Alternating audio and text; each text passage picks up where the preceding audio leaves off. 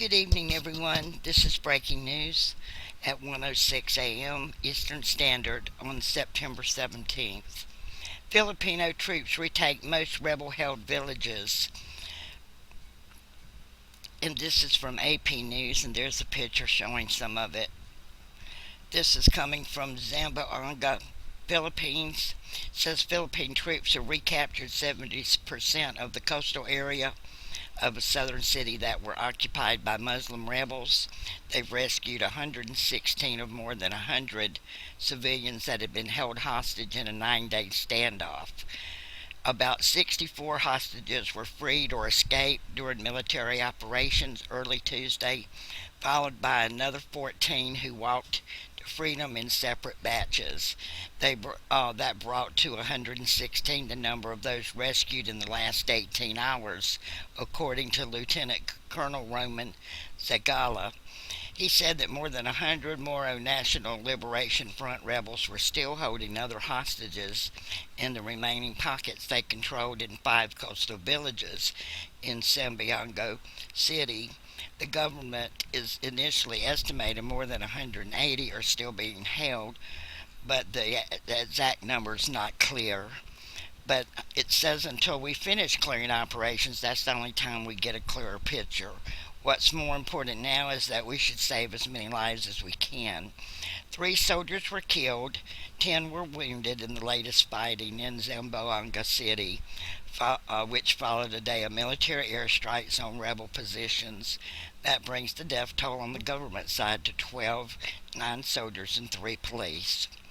Troops and special police forces have killed or arrested more than 100 rebels who occupied the coastal area after government forces foiled what officials said was an attempt by heavily armed insurgents to take control of the city hall on September 8th. 7 civilians have been killed in fighting.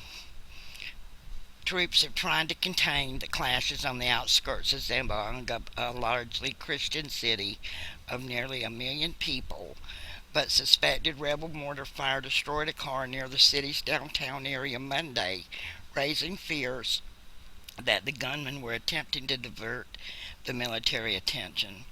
About 82,000 residents have fled the fighting into several emergency shelters, including the city's main sports complex.